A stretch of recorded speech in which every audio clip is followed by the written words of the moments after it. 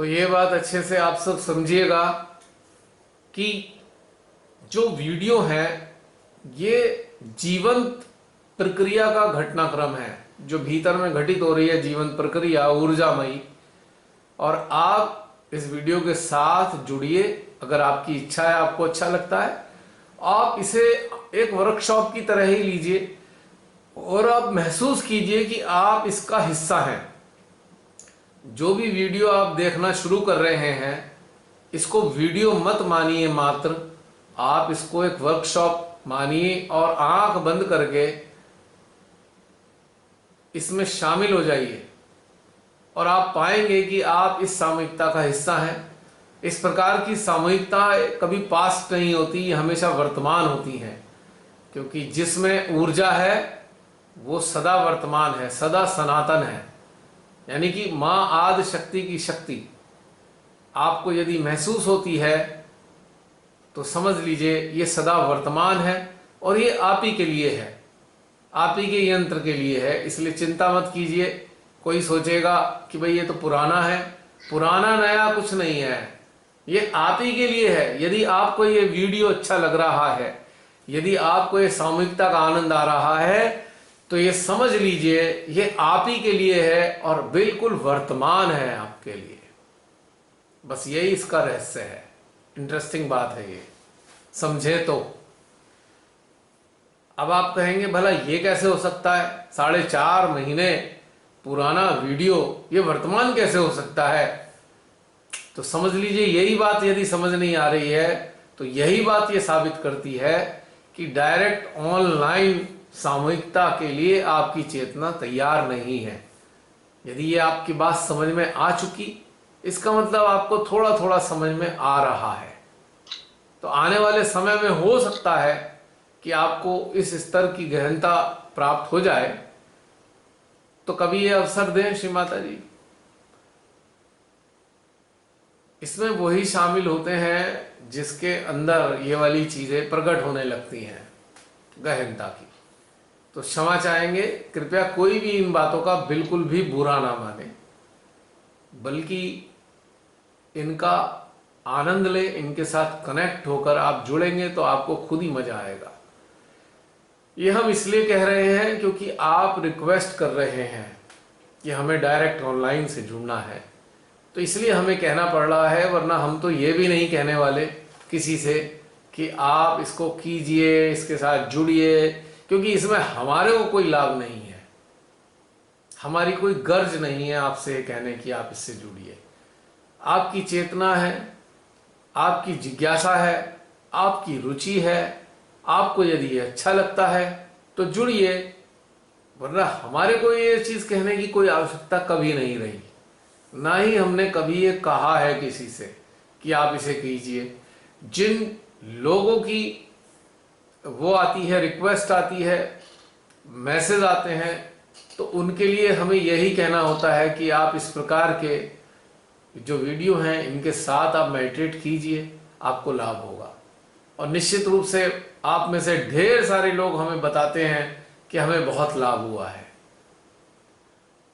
इसीलिए हम ये कहते हैं, अन्यथा हमें कहने की भी कोई जरूरत नहीं किसी से कि आप ये वीडियो देखिए या वीडियो के साथ मेडिटेशन कीजिए, क्योंकि हमारी तरफ से ऐसा कुछ भी नहीं है। इसमें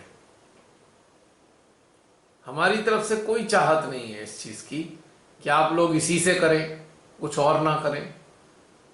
ये आप सबकी स्वयं आपकी अपनी रुचि है, और जब रुचि है तो आपका स्वागत है। बस इतना ही है इस बात के लिए। और उम्मीद करते हैं आप सभी लोग इस बात को समझ गए होंगे कि ऑनलाइन सेशंस के अंदर डायरेक्ट हम क्यों नहीं शामिल कर पाते हैं। चलिए बहन, ये जरा उनके लिए संदेश था। मेरे पास रोज एकाध SMS आता रहता है इस चीज के लिए, तो कभी दिया नहीं। अब मैंने सोचा चलिए अंदर से आई प्रेरणा कि वीडियो के माध्यम से ही संदेश दे दे। कम से कम 4.5 महीने बाद तो सुन के नहीं कहेंगे मेरे से। अब मना करना अच्छा भी नहीं लगता है। अब समझाऊं कैसे, क्योंकि बहुत लंबी डिटेल में बात बतानी पड़ेगी समझाने के लिए। और उनकी चेतना उस स्तर पर नहीं है तो उन्हें समझ में कैसे आएगा? फिर उनको ऐसा लगेगा अरे अरे अरे तो बड़े अहंकारी हैं, ईगो है, इसलिए शामिल नहीं कर रहे हैं। अब कैसे बताएं? खैर, जो इस स्तर पे आ रहे हैं उन्हें तो समझ में आ ही रहा है। और मैं एक बात और समझता हूं कि जिन लोगों को ये वीडियोस के साथ करना अच्छा लग रहा है, तो इसका मतलब कहीं ना कहीं उनकी चेतना इन सब कंटेंट्स को ग्रहण करने की स्थिति में तो आ ही रही है ना। कोई बात नहीं, ऐसे ही चलने दीजिए। अभी अंदर से आता नहीं है। हाँ, इतना जरूर होता है, कोई होता है तो उनको हमेशा बताया जाता है कि थर्ड वर्कशॉप से शुरू कर दो यात्रा, क्योंकि थर्ड वर्कशॉप से आपके प्रश्न हल होते होते होते आपके बेसिक क्वेश्चन समाप्त हो जाएंगे और फिर आप बेसिक क्वेश्चन नहीं करेंगे। जो पहले बताया जा चुका है उनको फिर रिपीट रिपीट रिपीट करने से क्या फायदा? और उसमें तो हमें भी मजा नहीं आता, आपको तो क्या मजा आएगा फिर रिपीटिशन में। तो थर्ड वर्कशॉप से जो देखते हैं बड़ी लगन के साथ, 3-4 महीने बीत जाते हैं लगातार देखते देखते देखते देखते, और उनकी जब एहसास होने लगता है उनका कि हाँ भाई अब उनकी चेतना इस स्तर पे आ गई है, तो एक बार को इसमें शामिल कर लेते हैं, लेकिन डायरेक्ट किसी को नहीं, क्योंकि वो मामला चेतना के स्तर का है तो ये संभव नहीं है। क्योंकि इसके लिए कई महीनों का, कई सालों का समय लगा है। जो पिछले 7 साल से रेगुलर जुड़े रहे हैं और उन्नत हो रहे हैं, उनको ही ये चीजें समझ में आती हैं। क्या करें, बाह्य रूप से लोग उन्नत नहीं हुए तो क्या कर सकते हैं, मजबूरी है। काश हमारे जो संस्थाएं जितनी, उनमें ये व्यवस्था होती कि वर्टिकल ग्रोथ के लिए कोई स्कोप होता तो वास्तव में आज दृश्य कुछ और होता और श्रीमाताई का स्वप्न तो कब का पूरा हो गया होता। काश सहज संस्थाओं में ये व्यवस्था की जाती, अपनी गहनता में उतरने के लिए समय निकाला होता उन्होंने, तो वास्तव में आज बहुत आनंद आ रहा होता और विश्व आज स्वर्ग बन चुका होता, इसमें कोई शक नहीं है। खैर, श्रीमाता जी जाने अब क्या कह सकते हैं इस बारे में। तो बहन, ये सारी बातें थी। आपके प्रश्न ने पता नहीं और कितनी चीजें, फाइलें खोल देता है प्रश्न आपका। तो प्रश्न का महत्व बहुत है, यही मैं बताना चाह रहा था। यहीं से सारी बात शुरू हुई कि जैसी जैसी गहनता होगी वैसे ही प्रश्न होंगे और फिर वैसे ही उनके उत्तर भी होंगे। और एक प्रश्न के साथ तो फिर 10 उत्तर भी आ जाते हैं ना, उनके साथ दाएं बाएं बहुत सारी चीजें लगी होती हैं। एक प्रश्न अपने आप में अकेला नहीं होता, अपने साथ कई प्रश्नों के समूह को लेकर बैठा होता है वो। तो एक प्रश्न के साथ में उस समूह के भी उत्तर होते हैं, उसमें छुपे हुए हिडन आंसर्स होते हैं, हिडन क्वेश्चंस के।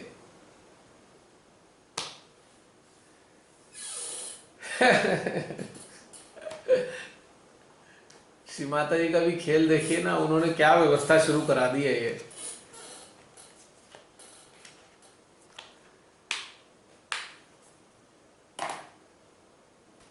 और शायद श्री माता जी ने ये व्यवस्था इसलिए कराई होगी, पूरे विश्व में ऐसे बहुत से साधक साधिका हैं जो इस प्रकार की चीजें चाहते रहे सदा, पर उपलब्ध नहीं हुई, तब उन्होंने श्री माता जी ने इस तरीके से करा दिया।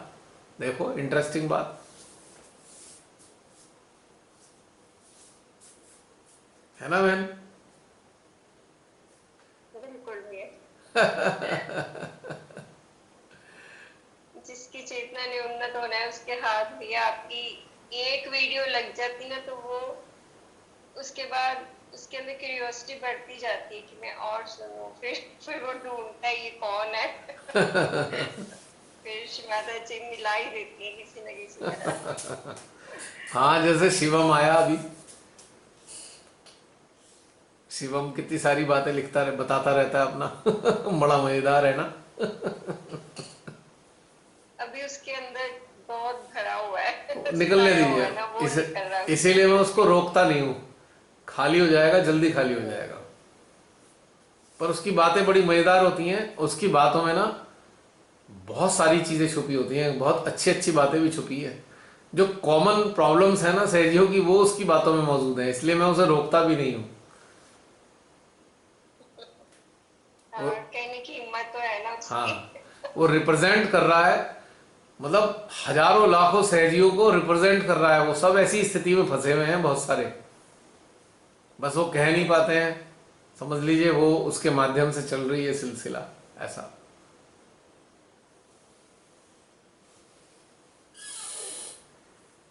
भैया एक लास्ट क्वेश्चन, जी, ये जो सामूहिक अवचेतन है, वो क्या सिर्फ संसार की एनर्जी से ही उसकी परतें साफ होगी? बिल्कुल, बिल्कुल, क्योंकि पर वैसे जैसे हम, नहीं, मुझे ऐसे लगता था कि जब हृदय में माँ की एनर्जी, बहुत सारी एनर्जी हम संसार से हृदय में स्टोर करते हैं, तो हृदय सभी चक्रों को प्रोवाइड करता है, तो अपने आप आज्ञा चक्र भी जो है हमारा, लेफ्ट आज्ञा चक्र भी साफ अपने आप नहीं होता, मतलब हमें चित्त से काम करना पड़ेगा। एक्चुअली वर्तमान जीवन का जो अवचेतन है, ये तो एक बार को हृदय भी स्वच्छ कर देगा, इस वर्तमान जीवन का अवचेतन, हम्म। यानी कि बचपन से जो अब तक का है। अच्छा। लेकिन जो बहुत पुरानी फाइलें हैं, वो सिवाय आदि शक्ति के कोई और नहीं कर सकता, क्योंकि आदि शक्ति को ही पता है हमने कितने जन्म किस किस रूप में लिए हैं, और तो कोई जानता ही नहीं है ना। इसलिए सहस्त्रार की ऊर्जा आवश्यक है, सहस्त्रार और हृदय की ऊर्जा मिली जुली आवश्यक है, तभी हो सकती है, वरना संभव ही नहीं है, ये हो ही नहीं सकता। पॉइंट क्लियर कर रहा है। अब ठीक है, माँ जगदम्बा को भी पता है, हर बार माँ जगदम्बा हमारे हृदय में रही हैं, लेकिन ये एक तरीके से वर्तमान के जीवन को बढ़िया बनाने के लिए है ये माँ जगदम्बा, और वर्तमान जीवन के शत्रुओं से हमारी रक्षा करने के लिए है। लेकिन जो सामूहिक अवचेतन की जो फाइलें हैं, परतें हैं, उनको तो केवल आदि शक्ति के अलावा कोई नहीं साफ कर सकता, कर ही नहीं सकता कोई साफ। और वो भी उसी कंडीशन में जब बहुत ही गहन डीप मेडिटेशन की स्टेट होगी। सरफेस लेवल के मेडिटेशन से तो असंभव है ये। जब आप पूरी अमन अवस्था में होंगे, अब आप देखिए, आम जो साधक साधिका क्या करते हैं, हाँ जी मेरे चक्रों में क्या हो रहा है, हाथों में क्या आ रहा है, यानी कि उनका कनेक्शन शरीर से लगातार बना हुआ है, देह का आभास है, तभी तो वाइब्रेशन महसूस हो रही है हाथों में, उंगलियों में। जब देह का भी आभास ना होए, हम प्योर प्योर एक चेतन अवस्था में हो, खाली शरीर रहित अवस्था, चेतन अवस्था में हो, तो मन उस वक्त नहीं होता। तो ऐसी ही अवस्था में मां की शक्ति हमारे अवचेतन को, सामूहिक अवचेतन को क्लीन करती है, वरना सामूहिक अवचेतन क्लीन हो ही नहीं सकता, असंभव। और ये सामूहिक अवचेतन स्पॉन्टेनियसली होता है, आप चाहकर भी सामूहिक अवचेतन को कॉन्शियस स्टेट में साफ नहीं कर सकते, क्योंकि आप करोगे ही डेप्थ वाली अवस्था में, और डेप्थ वाली अवस्था में आप इसे साफ करने के लिए कॉन्शियस नहीं होंगे। जब आप एकाकार होंगे तो आप इसकी तरफ कॉन्शियस ही नहीं हो, अवचेतन है नहीं है, आप कॉन्शियस कहां हो, आप तो केवल एकाकार हो ईश्वर के साथ में। ऐसी कंडीशन में ईश्वर स्वयं उसे अवचेतन को साफ करते हैं, हमारे सामूहिक अवचेतन को। लेकिन दूसरी अवस्था में हम कॉन्शियस स्टेट में, ध्यान की अवस्था में अपने हृदय की ऊर्जा को हम लेफ्ट आज्ञा में ले रहे हैं, तो लेफ्ट आज्ञा में ही तो ले रहे हैं ना। सामूहिक अवचेतन को हमने कब स्पर्श किया? क्योंकि सामूहिक अवचेतन को स्पर्श ही तब करेंगे जब हम कॉन्शियस स्टेट में नहीं होंगे। समझ रहे हैं आप मेरी बात? समझ गए। जैसे आज हुआ, हाँ हम कॉन्शियस ना, इस बारे में हम केवल प्योर चेतन अवस्था में होंगे, प्योर चेतन अवस्था। उसी अवस्था में सामूहिक अवचेतन क्लीन होगा। और ये हम स्वयं नहीं कर सकते, ये हमारे स्वयं के बस की बात नहीं है। ये तो केवल केवल मां आदि शक्ति का ही कार्य है।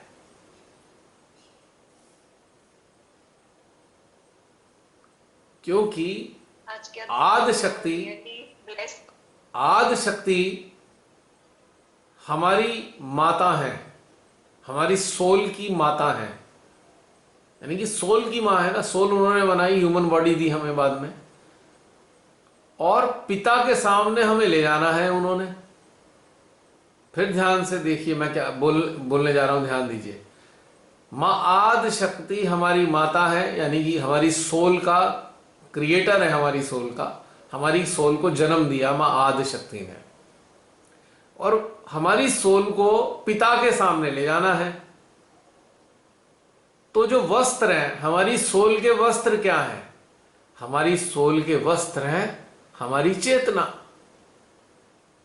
और यदि चेतना गंदी है, मटमैली है, तो पिता के सामने जाने योग्य नहीं है हम।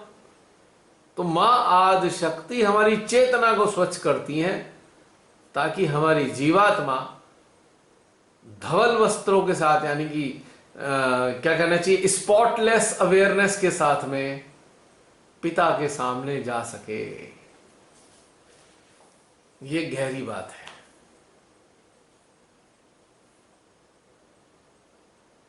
तो इसीलिए हम अपनी चेतना को स्वयं स्वच्छ नहीं कर सकते। हम अपनी चेतना को नल के नीचे डाल सकते हैं। जैसे अपना कपड़ा है, हम उसे नल के नीचे डाल सकते हैं, बस समझ लीजिए। इतना ही छोटा बच्चा जो होता है ना, मान लीजिए 1 साल का बच्चा है, उनसे कहे बेटा जरा कपड़ा वहां डाला, तो डाल आएगा कपड़ा, पानी के नीचे डाल आएगा, बस वो धोएगा नहीं, धो नहीं सकता। वो धोने की कोशिश भी करेगा पर उसे धोना आता नहीं है पूरी तरीके से। तो हम भी ऐसा ही हैं, हमें धोना नहीं आता पूरी तरीके से अपने आप को। हमारी चेतना कैसे धुले? हम केवल चेतना को मां के हवाले कर देते हैं, ऊर्जा के संपर्क में ले आते हैं अपनी चेतना को। मां आदि शक्ति हमारी चेतना को साफ कर देती हैं। तब इस साफ चेतना को वस्त्र की भांति हमारी जीवात्मा को उड़ाकर पिता के सामने ले जाती हैं। तो पिता का संबंध, एक बात और इंटरेस्टिंग बात है, हमारी चेतना का संबंध तो मां आदि शक्ति से है, लेकिन हमारी चेतना का संबंध पिता से नहीं है बिल्कुल भी। पिता हमारी चेतना को आइडेंटिफाई नहीं करेंगे, वो हमारी जीवात्मा को आइडेंटिफाई करेंगे। तो हमारी चेतना अगर गंदली होगी तो वैसे ही हम पहुंचने लायक नहीं है। अब वो आइडेंटिफाई करेंगे हमारे, क्या कहना चाहिए, जीवात्मा को। लेकिन जीवात्मा ने स्वच्छ चेतना रूपी वस्तु का धारण कर रखा हो, क्योंकि पिता को वस्त्रों से कोई मतलब नहीं है, क्योंकि पिता का काम नहीं है धोने का कपड़े, वो माता का ही काम है कपड़े धोने का। वो तो आजकल कलयुग में, कलयुग के पिता भी धो लेते हैं, मजबूरी होती है लेकिन आम हालात में घरों में माताएं ही कपड़े धोती हैं पिता नहीं धोते कपड़े तो कहने का मतलब है हमारे जो पिता हैं, अब हमारे पिता जो हैं हमारी आत्मा के साथ कनेक्टेड हैं, और जीवात्मा हमारी माता के साथ कनेक्टेड है। पिता का अंश है हमारा आत्मा, और माता का अंश है हमारी जीवात्मा, क्योंकि उन्होंने ही बनाई है, उन्होंने ही निर्माण किया जीवात्मा का। पिता ने हमारी जीवात्मा नहीं बनाई है, माता ने बनाई है। जैसे पिता जो है बच्चे को जन्म नहीं देता, पिता गर्भस्थ नहीं होता, माता ही गर्भस्थ होती है। ठीक इसी प्रकार से इसमें भी यही वाला सिद्धांत लागू होता है। तो जीवात्मा का संबंध, यानी कि जीवात्मा का जन्म माता देती है, यानी कि आदि शक्ति मां जीवात्मा को जन्म देती हैं। और पिता का जो अंश है आत्मा, तो उनके संयोजन से ही संतान की उत्पत्ति होती है, यानी कि चेतना रूपी संतान जो है जीवात्मा रूपी संतान है। क्योंकि जीवात्मा में आत्मा का भी योगदान है, तो पिता की तरफ से योगदान क्या हुआ इस जीवात्मा रूपी बच्चे के रूप में, अंश के रूप में पिता का अंश हो गया आत्मा।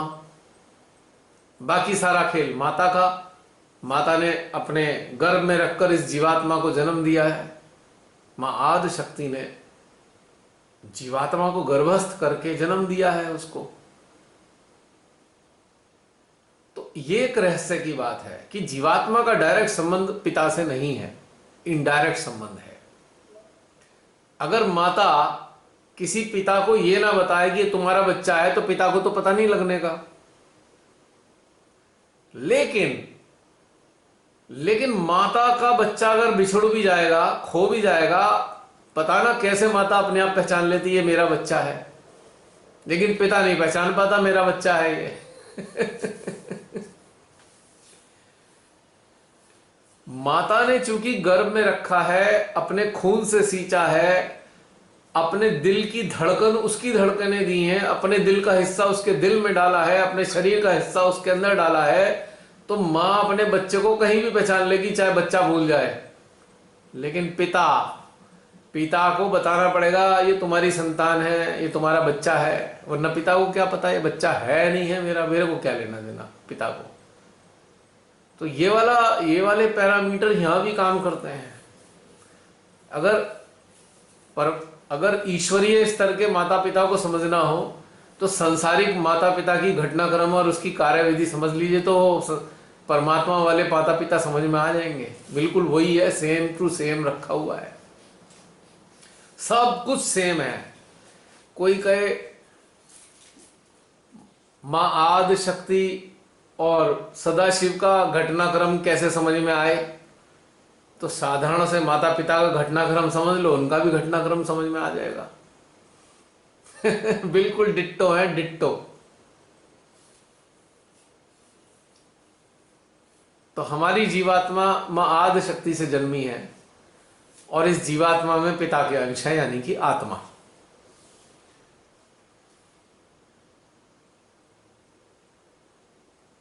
तो कहते हैं ना कि जो बीज होता है, सीड पिता का होता है, और जो बड़ा करने की व्यवस्था माता की होती है।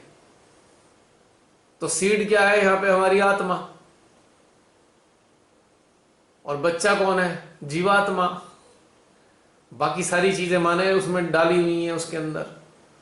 खाली बीज से ही काम नहीं चलेगा ना, माता को भी कुछ उसमें डालना पड़ेगा, तब जाके बच्चा जो बच्चे के रूप आएगा। तो ऐसी हमारी जीवात्मा, दोनों के योग से, व्यवस्था से हमारी जीवात्मा तैयार हुई है। जब मां बता देंगी कि ये बच्चा तुम्हारा है, तब पिता का ध्यान जाएगा, अच्छा ये तो मेरा है। वरना तब तक जीवात्मा भले ही पिता को पहचान ले, पर पिता जीवात्मा को नहीं पहचानेंगे जब तक मां नहीं बीच में आएगी।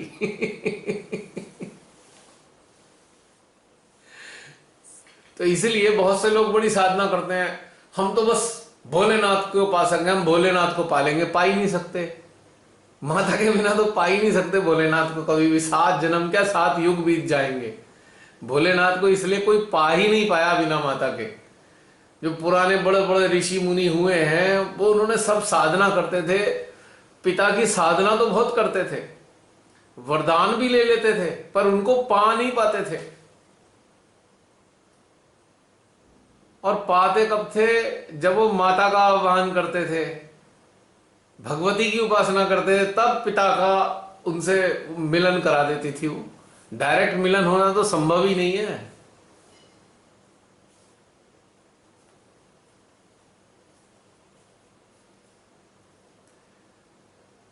बड़े बड़े योगियों ने, तपस्वियों ने, राक्षसों ने भोलेनाथ की उपासना की। भोलेनाथ प्रकट होके वरदान तो दे के चले गए, पर अपनाया नहीं उन्होंने। अपनाया कब? जब माता साथ थी। वरदान दे देंगे पर साथ नहीं रखने के। साथ तभी रखेंगे जब माता साथ होंगी हमारे।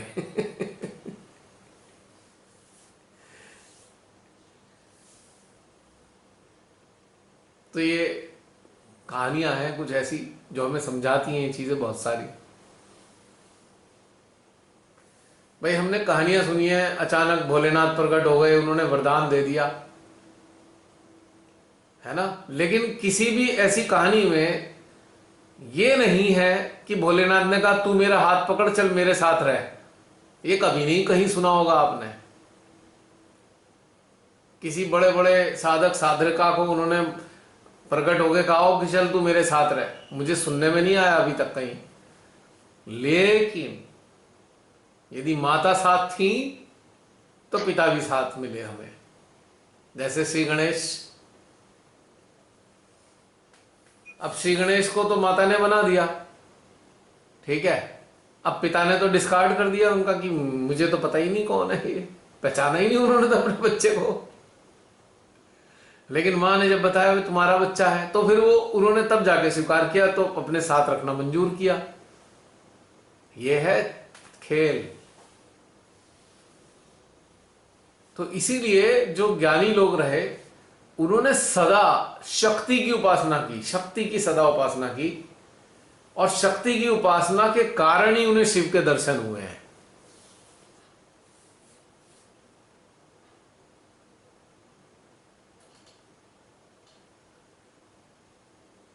तो फिर बात वहीं आती थी कि हमारी चेतना एक वस्त्र की तरह जीवात्मा की होती है, और वस्त्र को धोने का कार्य परमेश्वरी का है।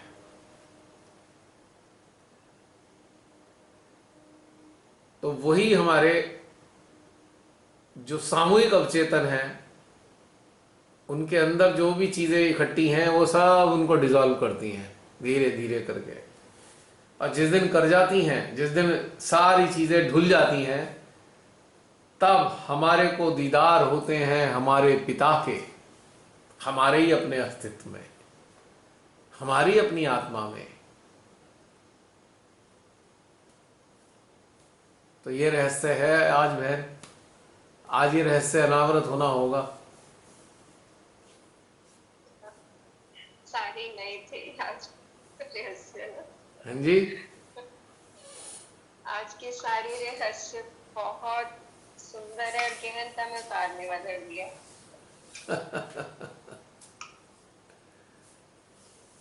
क्योंकि जब हमें कोई नई चीज पता चलती है ना तो फिर हम और भी ज्यादा डेडिकेट हो जाते हैं ना कि हमने इस अवस्था को पाना है, वो चीज समझ आई, इस चीज को हमने बनाकर रखना है, अपने अंदर घटित करना है इस स्थिति को, उसके लिए प्रयास करते हैं।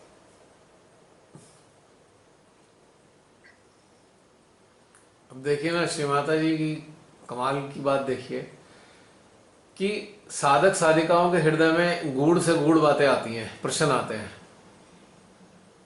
लेकिन वो ही व्यवस्था ऐसी कर देती हैं, सबके उत्तर हमारे को दिलवा देती हैं वो। और जब उत्तर मिलते हैं तो हम शांत हो जाते हैं, हमारी यात्रा फिर और आगे बढ़ जाती है। प्रश्न जो है सीढ़ियों की तरह है, स्टेयर्स होती है ना, स्टेयर सीढ़ियां। यहां पे हम प्रश्नों को सीढ़ियों की तरह लेते हैं कि एक सीढ़ी पे है, एक प्रश्न है, उसका उत्तर मिला तो फिर दूसरी सीढ़ी पे पैर रखा, फिर दूसरा प्रश्न आया, फिर उसका उत्तर मिला, फिर तीसरी सीढ़ी पे पैर रखा, फिर तीसरा उत्तर आया। तो इस तरीके से हमारी चेतना विकसित होती जाती है धीरे धीरे धीरे धीरे करके। अब प्रश्नोत्तर जो होते हैं बहुत इंपॉर्टेंट होते हैं, स्पेशली साधना के फील्ड में। साधना के फील्ड में प्रश्नोत्तर बहुत इंपॉर्टेंट होते हैं। अब हमने भी देखा, हम बड़े खुश हुए जी, सेमिनार में प्रश्नोत्तर का भी पीरियड होगा। तो पहले तो मैंने जब 2001 में 2001 में पहला सेमिनार अटेंड किया मसूरी जड़ी पानी में, तो इतना आनंद आया क्योंकि वो पूरा पूरा दिन जो है ये चलता था वहां पे। और वहां पे जो पेश करते थे, जो अपनी अपनी रचनाएं होती थी सहजी, अपनी खुद की रचना, भजन वगैरह होते थे बहुत कम, ना के बराबर, 2 4 6 हो गए, फिर उसके बाद कोई एक रचना वाला आ गया, उसने अपनी कहानी बताई, अपनी बढ़िया बढ़िया चीज, तो बहुत आनंद आया। उससे प्रभावित होकर ही दिल करा चलो सेमिनार में जाए। अब बाद में तो हालत ये हो गई थी भाई, 15 मिनट मुश्किल से प्रश्नोत्तर के लिए हैं, मात्र 15 मिनट, 4 दिन का सेमिनार है, तो 15 मिनट के प्रश्नोत्तर काल है खाली, 20 मिनट, आधा घंटा खाली। बल्कि डिस्करेज कर रहे हैं, ऑर्गेनाइजर डिस्करेज कर रहे हैं प्रश्नोत्तर को। तो फायदा क्या है भाई फिर सेमिनार का? सेमिनार का नाम ही सेमिनार है, उसको कहते हैं विचार गोष्ठी, सब अपने अपने विचार प्रकट करें और एक दूसरे से बातचीत करें। और वहां तो खत्म हो गए, वहां तो रंगारंग कार्यक्रम हो गए, प्रायोजित रंगारंग कार्यक्रम।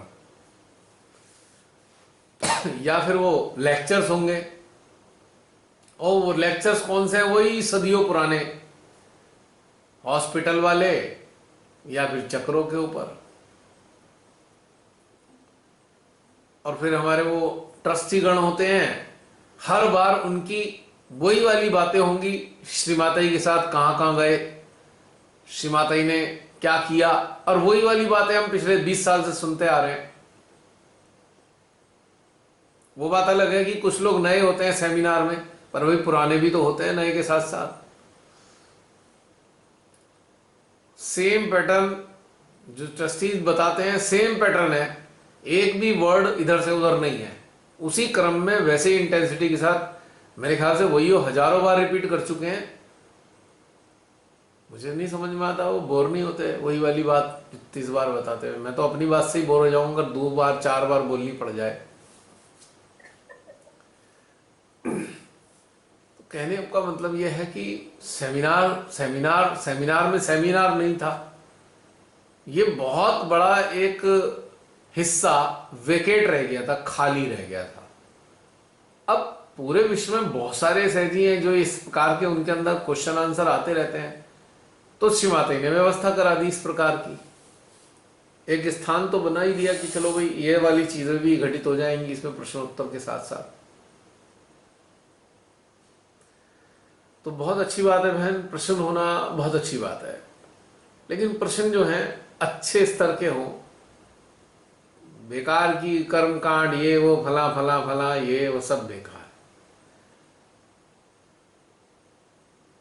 उच्च कोटि के प्रश्नों का आंसर भी फिर मजेदार होता है ना, फिर वैसे ही दिल भी करता है आंसर देने का। और बताइए 7 बहन। सालों में कर्मकांड तो भूल ही गए। हाँ जी, क्या? मैं कि 7 सालों में कर्मकांड तो भूल ही गए। अगर कोई कहेगा ना फुट शॉपिंग करते हो, तो वो भी नहीं कभी याद रहता। बस माँ के चैतन्य में नहलाते रहे, बस श्रीमाता जी। अब वो तो नलाई नहीं है श्री माता नहीं, जी। पर एक चीज कहूंगी भैया, जब हम कर्म कांड करते थे ना, तब तब बल्कि हमारे चक्र नाड़ियां फंसे रहते थे, अफेक्टेड रहते थे। अब जब हम कुछ नहीं करते, बस उस धारा में बैठते हैं, ध्यान करते हैं, तो बल्कि सब चीजों का समाधान भी हो रहा है। हम कुछ भी नहीं करते, पर हमें अचानक लगता है कि ये चीज कैसे सॉल्व हो गई, हमें हमारा चित भी नहीं होता उस पर लगता है सब कुछ अपने आप माँ कर रही है, अब कुछ देखिए, कहना ही नहीं पड़ता, अब कुछ देखिए नहीं कहना पड़ता। चक्र नाड़ियां क्यों अटकते हैं? चलिए, आप में से बहुत सारे लोग हैं यहाँ पे, मेरा प्रश्न है आप सबसे। अब आप, मैंने तो बहुत सारी बातें बताई, अब मेरे प्रश्नों का भी उत्तर दीजिए आप सभी, जितने भी लोग मौजूद हैं। चक्र नाड़ियां क्यों अटकते हैं ये बताइए।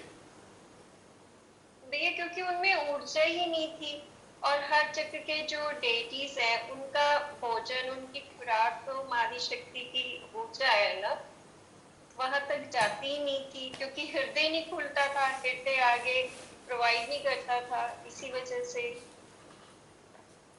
चलिए, और कोई बताइए, आप इतने सारे मौजूद हैं, प्लीज बताइए, बड़ा अच्छा लगेगा, आप सब भी बताइए।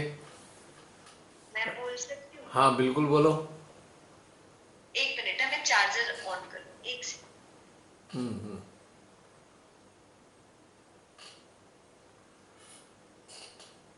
आप सब बहुत सारे प्रश्न करते हैं, पर मैं प्रश्न कर रहा हूँ। मेरी बड़ी जिज्ञासा है। मेरी जिज्ञासाओं को शांत कीजिए हाँ, आप होनी लोग। चाहिए।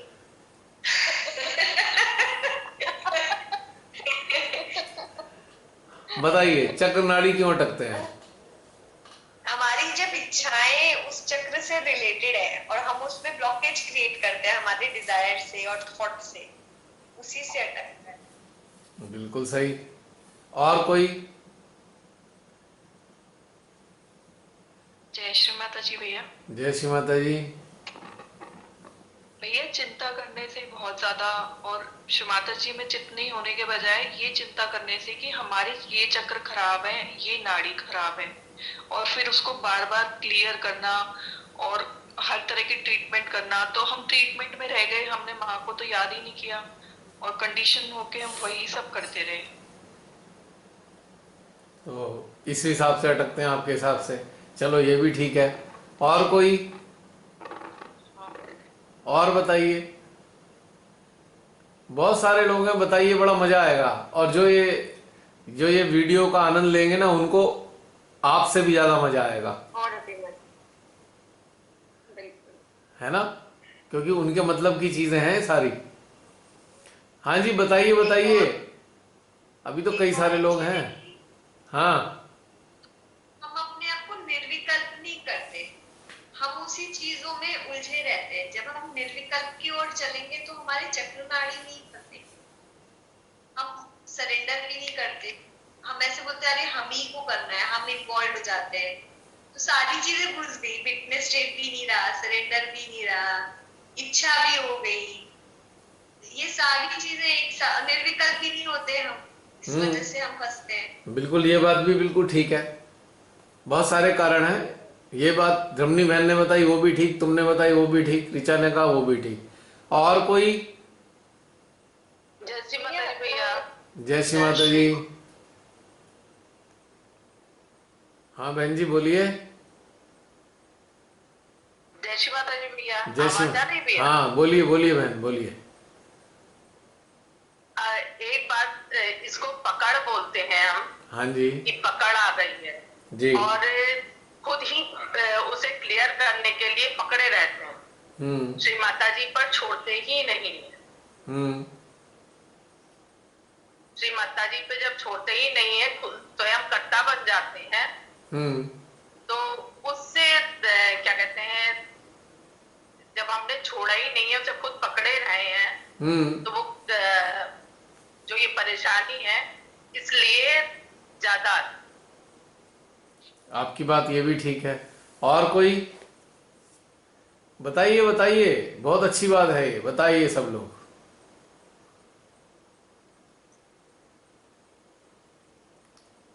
और बताइए।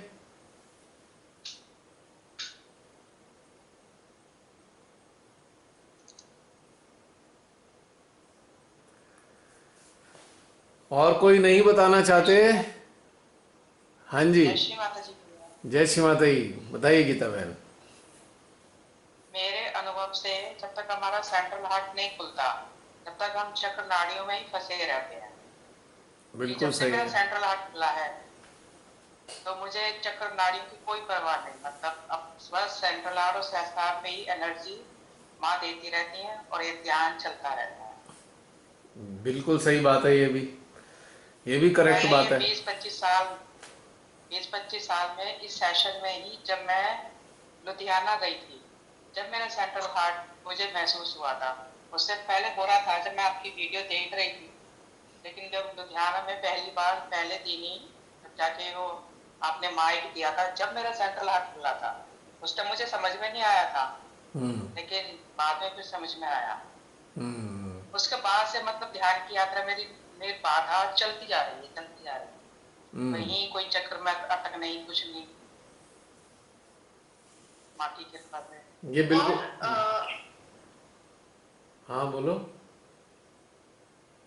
बोलो बोलो। हम चाहते क्या है, हम मेडिटेशन में चाहते क्या है, उससे भी बहुत फर्क पड़ता है। अगर हम फ्री होना चाहते हैं, हम अपनी अवेयरनेस को मर्ज करना चाहते हैं डिविनिटी में, तो शायद हमें इन चीजों से फर्क नहीं पड़ेगा और हम अटकेंगे भी नहीं, मतलब पकड़ नहीं आएगी। और जब हमारी भौतिक चीजों में जब तक हम अटके हुए हैं तब तक ये सारी चीजें चल रही है। बिल्कुल सही बात है, एकदम परफेक्ट है ये बात भी, ये भी सही है। और कोई? All of the above answers हो रहे आपके। हैं? नहीं नहीं, बताओ, अच्छा लग रहा है ना। देखो, आपके जितने भी उत्तर है ना, वो कहीं ना कहीं हमारे बहुत सारे सहजियों से मैच कर रहे हैं, तो उनको भी अच्छा लग रहा है ना ये सब चीजें सुनने में। और कोई बताना चाहे? अच्छा लगता है। और एक चीज मैंने अब महसूस की, आज मैं माता जी की टॉक में भी सुन रही थी, हमारी कौन कौन सी आदत है उससे भी चक्र पकड़ते हैं। जैसे अगर हम बहुत हाईली कंडीशनड है, बहुत फसी है, नखरे हैं हमारे बहुत, हमारा बाथरूम ऐसा होना चाहिए, माता जी की टॉक में था, हमारा बाथरूम ऐसा होना चाहिए, या हमें खाना इसी प्रकार का खाना चाहिए, ऐसे ही खाना चाहिए, ऐसे ही स्वाद होना चाहिए। जब हम बहुत फसी होते हैं तो, और अलग अलग चक्र की जो कंडीशनिंग जिसको कहते हैं, उससे भी हम पकड़ जाते हैं। बिल्कुल सही है। और कोई? अभी तो और बहुत सारे सहजी हैं यहाँ पे, कई सारे दिख रहे हैं मुझे तो। हम 22 चक्र हैं। हाँ, बताइए बताइए, कोई बताना चाहते हैं? और चलो, कोई आ नहीं रहा तो मैं एक सरल सी बात बता देता हूं जो मुझे समझ में आती है। रमनी बहन, हम फिर घूम फिर के वहीं आ जाते हैं। यदि मन है तो चक्र और नाड़ियां पकड़ेंगे, अमन होते ही कुछ नहीं होगा। बिल्कुल। फिर मन पे आ गए जब से शुरू हुई थी। क्योंकि खेल मन का ही है कि आप मन में है कि अमन में है, बस ये निचोड़ है। वो सारी बातें आपकी सही हैं, क्योंकि एक भी बात गलत नहीं है, आप सबने सही बात बताई, पर इसका जो मूल है वो मन है। यदि मन है तो पकड़ धकड़ होती रहेगी, और ये अमन है तो ना पकड़ ना धकड़, बस केवल आनंद आनंद आनंद आनंद। ये इसका समापन है। सारी बाधाएं, सारी चक्र की अड़चने, सब का संबंध हमारे मन से है। मन का समाप्त होना बहुत आवश्यक है उत्थान के लिए।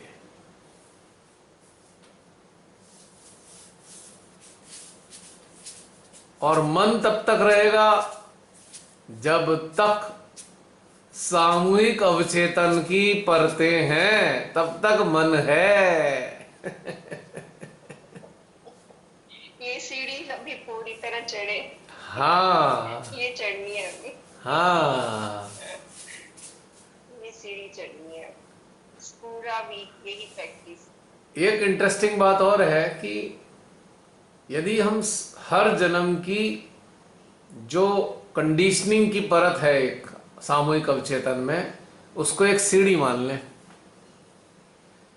तो हर सीढ़ी पे मन भी है और हर सीढ़ी पे अमन भी है। इंटरेस्टिंग बात। तो हमारा क्या होता है कि अक्सर कभी हम मन में होते हैं तो कभी हम अमन में होते हैं। जब मन में होते हैं तो चक्र इधर उधर पकड़ पकड़ चल रही है, और जैसे ही खट से अमन हुए तुरंत चक्र वक्र की सारी पकड़ चली गई। यानी कि टेम्परेरी तौर से पकड़ता रहता है और हटता रहता है। वो सीढ़ियां हैं, यानी कि पता नहीं 1000 अगर जन्म है तो 1000 सीढ़ी है, 100 जन्म है तो 100 सीढ़ी है, ऐसे समझ लीजिए। और हर एक सीढ़ी पे अमन भी है और मन भी है।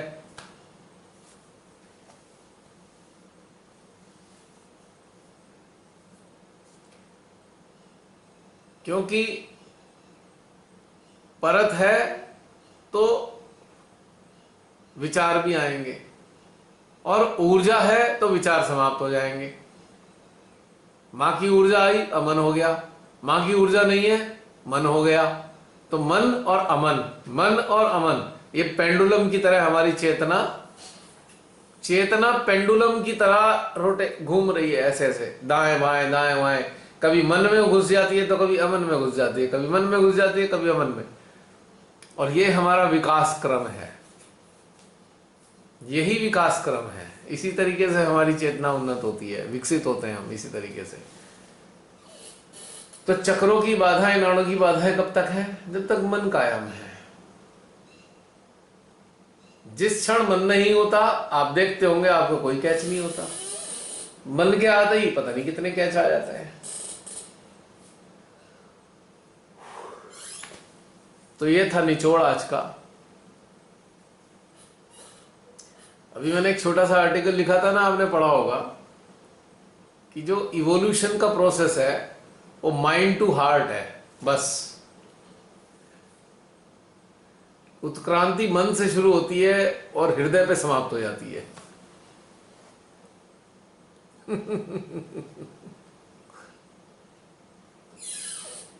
और फाइनली जब हृदय पे आ जाते हैं हम, तो हमारा मोक्ष हो जाता है। वी बिकम रिडेम्पशन, रिडीम्ड हो जाते हैं हम, वी गेट रिडिम्पशन।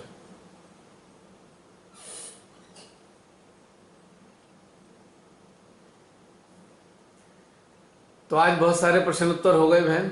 कुछ रह गया हो तो बताएं, वरना समाप्त करते हैं। आज के सेशन भी मजेदार रहे।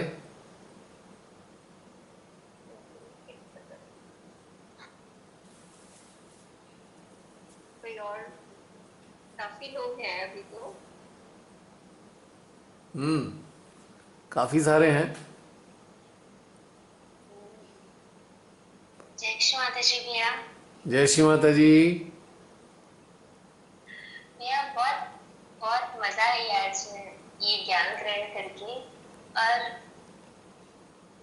वो चीज इतनी सूक्ष्म थी, इतना अच्छा लग रहा था सुन के, बहुत अच्छा लग रहा था। और मतलब एक अलग ही चीज पता चली, मतलब जो बहुत वो दृष्टि, मतलब वैसे दृष्टिकोण ही नहीं था, मतलब बहुत ही अलग था और बहुत गहन। और पता चल गया कि ऐसा लग रहा है कि रास्ता क्लियर हो गया, मतलब ऐसे पता चल गया कि हाँ, मतलब इधर से होके उधर जाना है। मतलब वैसी फीलिंग आ रही। बिल्कुल बिल्कुल बिल्कुल। पहले लगता था ना कि हर एक ज्ञान में कितने सारे आयाम होते होंगे, इस हर बार अलग तरीके का ध्यान होता है, आज इधर जाता है ना, हर एक किसी न किसी आयाम में जाते हैं, तो अलग एक अच्छा ही फील होता था। लेकिन मतलब इसमें जो आपने जो अभी बताया ना, तो मतलब वो क्लियर हो गया, वो वाला चीज सामूहिक अवचेतन वाला, तो कितनी मजा आएगी।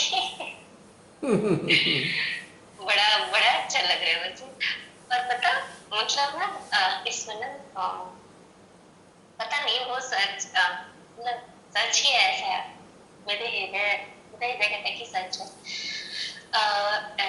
जैसे आपकी एक बात मैंने आत्मसात की थी, मतलब आपने जो कही थी कि ना कि जो एनर्जी है, सामूहिक एनर्जी है, उसका कोई पास्ट नहीं होता है, वो एनर्जी प्रेजेंट ही होती है। तो मैंने ना एक श्री माता जी का एक मतलब एक किसी की ये पढ़ी थी, मतलब किसी की अनुभूति पढ़ी थी। तो उसमें ना उसने वो डिटेल आउट किया था कि कैसे वो बाबा मामा से मिले, फिर श्री माता जी से मिले, फिर क्या क्या हुआ। तो उसका एक सार था कि वो अक्षय तृतीया का दिन था और पर्टिकुलर एक प्लेस में, मुझे प्लेस याद नहीं, तो वहां ना सामूहिकता इकट्ठी थी और माँ ने सभी को ये बताया कि हमें परमात्मा से क्या मांगना चाहिए। उन्होंने पहले ये बताया, फिर उन्होंने कहा कि आज मैं तुम सबको एक एक वरदान देती हूँ कि तुमको मुझसे जो मांगना हो वो मांगो। तो ना मुझे इच्छा हुई कि वैसे तो मैं अगर अपनी चेतना से उस जगह पे जाऊं, तो ये तो वर्तमान पास्ट वाली बात है नहीं, तो मेरे लिए वो वर्तमान ही हुई। तो मैंने एक इच्छा मांगी कि मुझे आत्मज्ञान और परमात्मा ज्ञान चाहिए। बहुत सुंदर। बट से तो फट से ना मेरा हंसा चक्र एकदम छल्ले जैसा गोल गोल गोल गोल घूमने लगा। तो मुझे लगा कि मतलब मुझे वो अनुभूति बहुत अच्छी लग रही थी।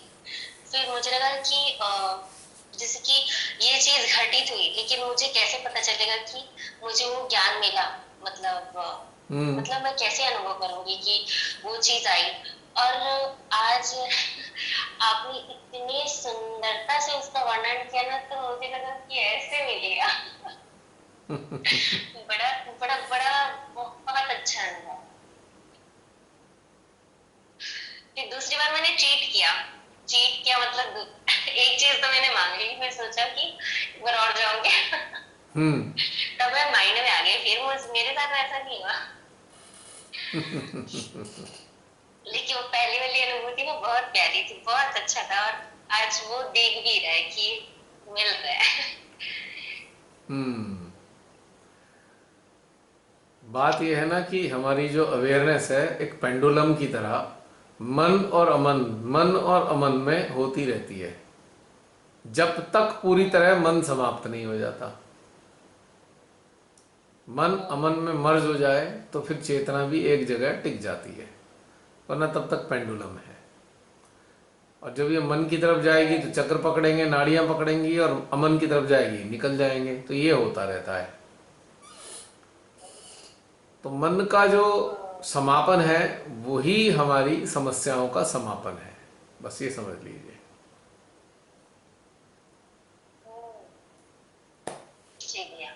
है ना?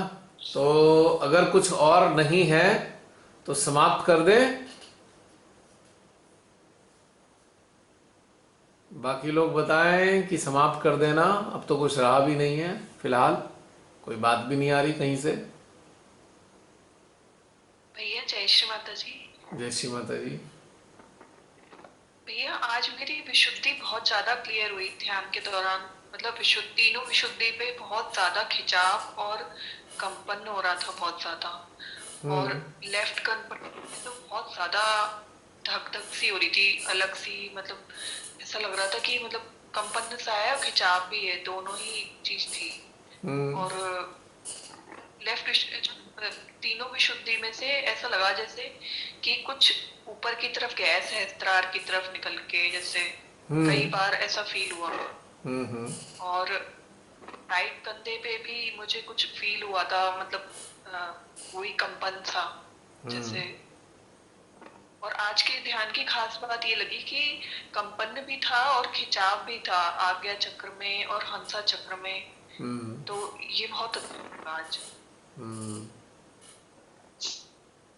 और सबसे ज्यादा भैया जो मतलब मेरे को इन दिनों जो हो रहा है वो मतलब माथे में, और जो हमारा फ्रंट आ गया है, और मतलब आगे की जो ये चीज होती है सारी, यहाँ पे खिंचाव हो रहा है बहुत ज्यादा। हंसा चक्र में बहुत खिंचाव हो रहा है। रुद्रों का स्थान भी है और हंसा चक्र भी है, इसमें दोनों ही चीजें हैं।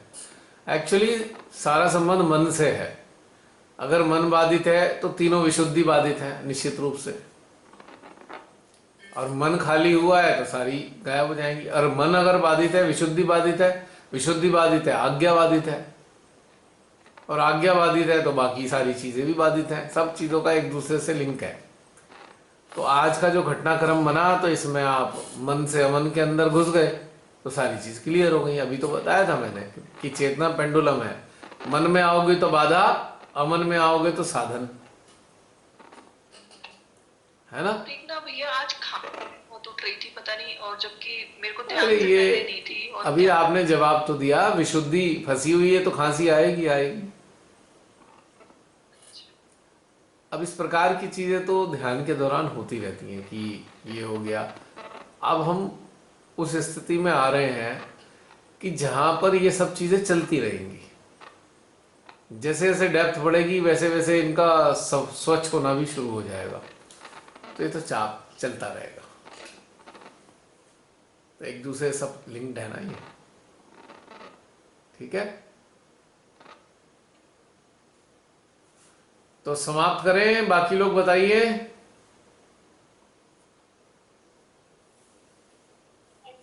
कल रात का जब ध्यान मैंने शुरू किया ना, तो मेरा गला बिल्कुल ठीक है। मेरे को भी बहुत पहले कितनी देर ड्राई कफ आती रही, मैं समझ गई मैं क्या शुरू किया है ना, तो कई बार विशुद्धि की प्रॉब्लम आती है। फिर उसके बाद मूल मंत्र यही है कि जब प्रॉब्लम आ रही है तो देखेंगे तो मन में स्थित मिलेगी चेतना, और मन से हटते ही कोई प्रॉब्लम नहीं होगी। ये मूल मंत्र है इसका। तो बहुत ही आसान हो जाए समझने के लिए, अगर कहीं अटक रहा है तो मन में है इस वक्त, चलो मन को हृदय से जोड़ लो, तुरंत मन को मर्ज कर लो हार्ट में, तुरंत प्रॉब्लम दूर, सब चीज गायब। भैया मन में ये नहीं आता कि ये हमारी प्रॉब्लम, लगता है कि किसी को हम मैं सर्च कर रहे हैं। किसी की भी प्रॉब्लम हो आएगी मन के द्वारा ही। भाई प्रॉब्लम आने का जरिया जो है ना वो मन ही है। आपका अटेंशन किसी पे गया तो उसकी बातें मन में ही तो मौजूद हैं, आपके अंदर मन में ही तो हैं सारी बातें, तो उसके जरिए आपके पास ट्रांसफर आ गया। तो उस वक्त सारी बातों का निचोड़ है। हम ये भी करते हैं, जैसे पहले बात हुई है कि भाई चलो अटेंशन को जोड़ लो, हृदय से जोड़ लो, सहस्त्रार से जोड़ लो, जहां बाधा वाला चक्र है। अब इसका भी और एडवांस वर्जन है। हर स्थिति में मन को हृदय में ले आओ, बाधा खत्म, कैसी भी बाधा खत्म हो जाएगी। कुछ समझ नहीं आ रहा है कि कहां से आ रहा है, क्या नहीं आ रहा है, समझना भी नहीं चाह रहे, तो सीधे सीधे मन को सेंट्रल हार्ट में कनेक्ट कर दो, सारे चक्र क्लियर, एकदम एकदम से क्लियर। क्योंकि मूल चीज मन है। बस आज ये सामने आ चुकी बात आपके, और आज इसलिए आई है क्योंकि आज आप इस चीज को आत्मसात करने की स्थिति में आ गए। प्रैक्टिकल किया ना आप सुबह ध्यान, अभी शुरू में ध्यान में, ये प्रैक्टिकल से ये बात समझ में आई। तो अब चक्रों वक्रों का चक्कर अटकना नहीं है अब इसमें, सीधे सीधे मन और हृदय, मन और हृदय, मन और हृदय। बस मन को जब हृदय में डालोगे तो मन जो है अमन में परिवर्तित होना शुरू हो जाएगा। और जैसे जैसे परिवर्तित होगा वैसे वैसे आपकी जो चक्रों की पकड़ धकड़ सब जीरो होती चली जाएगी लगातार। कि मूल जो बाधा है वो मन है, और मूल जो सॉल्यूशन है वो है अमन, यानी कि हृदय। तो आज हमारा एक स्टेज, हमारी जो आज सेशन की एक स्टेज अब एक सीढ़ी और चढ़ गई है आज। कुछ काल के बाद एक सीढ़ी चढ़ जाती है हमारी ये सामूहिकता।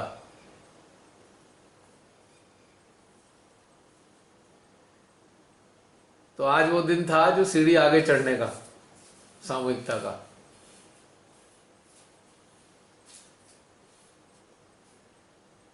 तो अब सूक्ष्मता पे जा रहे हैं ना हम थोड़े थोड़े, कि पहले तो हम देखते हैं हमारे चक्रों में बाधा आ रही है तो हम बाधाओं को दूर करते हैं। अब हम देखते हैं, अब हमारा एक चीज जनरेट हुई है कि हर बाधा की जड़ पे जाओ। अब जड़ का सॉल्यूशन करना है, तो जड़ तो मन ही है। अब ये हमारा जो एक इस वाली सीढ़ी पे कुछ दिन चलेगा, उसके बाद फिर एक और अगली सीढ़ी पे चढ़ेगा ये सामूहिकता का ध्यान। अभी कुछ दिन इस सीढ़ी पे रहेगा ये, जब तक ये पूरी पूरी इसके अंदर पूरी क्लैरिटी और पूरा अपना नहीं बन जाती सारी चीज। ये इसका ज्ञान हमें अपना नहीं बन जाएगा जब तक ये चलेगा इस पे आप सबके लिए। फिर एक स्टेज और आगे चली जाएगी। देखें अगली स्टेज कौन सी होगी पता नहीं। फिलहाल आज शिफ्टिंग हुई है, आज एक सीढ़ी और चढ़े हैं हम लोग।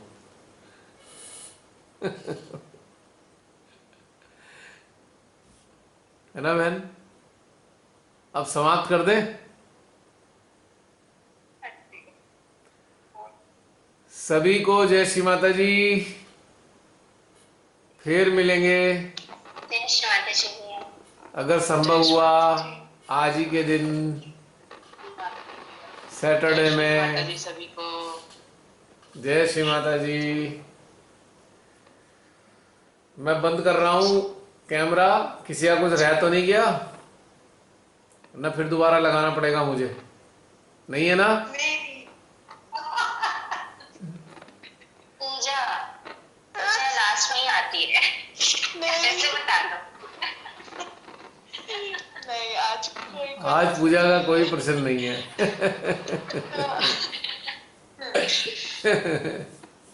ओके शून्य हो गए। ओके, जय Shri Mata ji, have a nice time and this is a homework for everyone.